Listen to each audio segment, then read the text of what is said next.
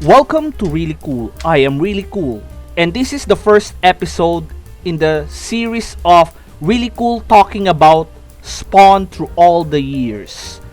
When Todd McFarlane's Spawn burst onto the comic scene in 1992, it was a game changer, riding the wave of a comic book spectacular boom.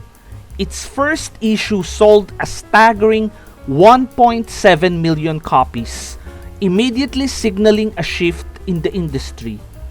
It wasn't just the flashy, detailed art that caught everyone's attention.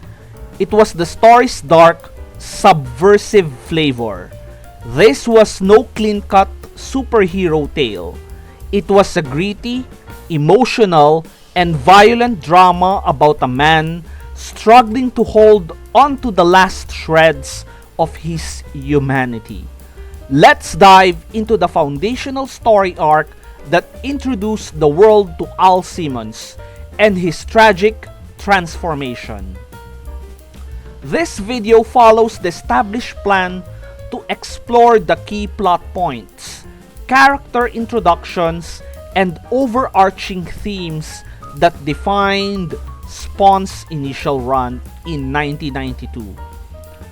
The story begins with the resurrection of Al Simmons, a highly skilled government assassin who was betrayed and murdered by his own superiors. Driven by the desperate need to see his beloved wife, Wanda, one last time, Al makes a bargain with a powerful villain named Malbolgia. The deal is struck, but the villain is in the details. Al returns to Earth 5 years after his death, not as himself, but as Spawn. He is disoriented, his memory is a painful, fragmented mess, and his body is horribly scarred. He is clad in a living, symbiotic costume that can act on its own, and he possesses incredible powers fueled by a finite source of energy called necroplasm. Every time he uses his powers, a counter ticks down, bringing him closer to his final servitude. His return is immediately colored by tragedy. He uses his powers to track down Wanda, only to discover the heart-wrenching truth: she has moved on. She is now happily married to his former best friend, Terry Fitzgerald, and together they have a beautiful daughter named Cyan. This discovery becomes the central, agonizing core of Spawn's existence. The very reason he sold his soul is now a source of constant pain, forcing him to watch the life he lost from the shadows. In these early issues, we are also introduced to one of the series' most iconic characters, the Violator. Sent by Malbolgia to keep tabs on his new soldier, the Violator is a grotesque villain sent by Malbolgia to keep tabs on his new soldier. The Violator is a grotesque villain who masquerades on Earth in the form of a short, overweight, and utterly repulsive clown. He serves as a tormentor, a twisted guide, and a constant goading reminder of Spawn's contract. Cast out and with nowhere to go, Spawn finds refuge in the squalid back alleys of New York City. He is not the hero Al Simmons was, nor is he Malbolgia wants him to be. He is something else entirely, a flawed anti-hero carving out his own path.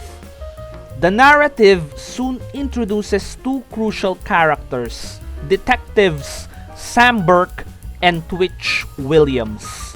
They are honest cops investigating a series of bizarre and violent crimes connected to Spawn and the Violator. They become recurring figures who represent a more grounded human perspective on the supernatural chaos unfolding in their city. Issue number 5 marks a significant turning point in Spawn's development. Here, he confronts Billy Kincaid, a recently released child predator and murderer. After Kincaid claims another young victim, Shirley Johnson, Spawn dispenses a brutal and final form of justice. This act solidifies his role as a protector of the innocent, establishing that while he may be a creature of Malbolgia, his moral compass is his own. He becomes a vengeful force against the evils that prey on the helpless, a theme that defines his character for years to come.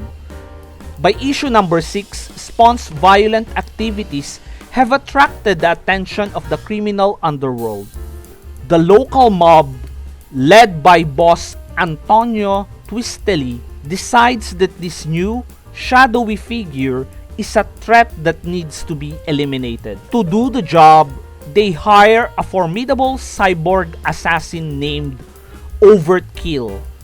The confrontation between Spawn and Overtkill is a brutal showcase of power. Overtkill is physically superior, easily overpowering the still learning Spawn. However, Spawn demonstrates his tactical intelligence, tricking the cyborg into damaging himself. Critically, during the fight, Spawn makes a conscious decision to conserve his limited necroplasmic energy, even when near death. He understands that his power is a finite resource, and his overriding goal is to stay on Earth as long as possible to unravel the mysteries of his past and watch over Wanda.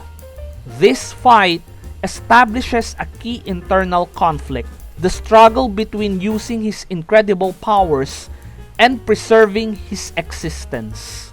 The first issues of Spawn, collected in volumes like Spawn Origins Collection Volume 1, do more than just tell a story. They lay the groundwork for deep thematic exploration. The series delves into complex ideas of good and evil, questioning whether one's origins define their morality.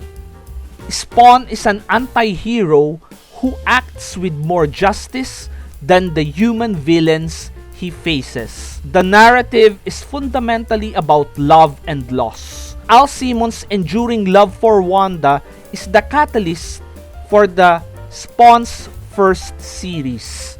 Yet, it is a love he can never reclaim, making his story a perpetual tragedy. Furthermore, the series critiques power, both supernatural and human. Spawn's powers come at a terrible cost, while the human villains like Tony Twist and Billy Kincaid represent the corruption of earthly power.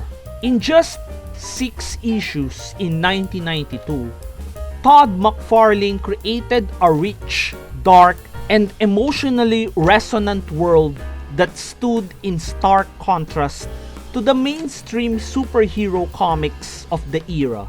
The initial story arc of Spawn is a masterclass in establishing a tragic anti-hero.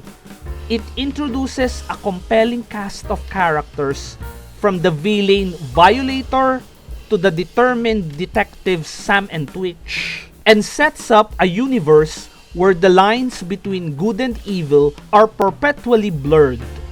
Al Simmons is a prisoner of his own ideal, a pawn in a cosmic war, and the protector of the downtrodden. This powerful and complex foundation is why, decades later, the art of Spawn continues to captivate comic readers around the world.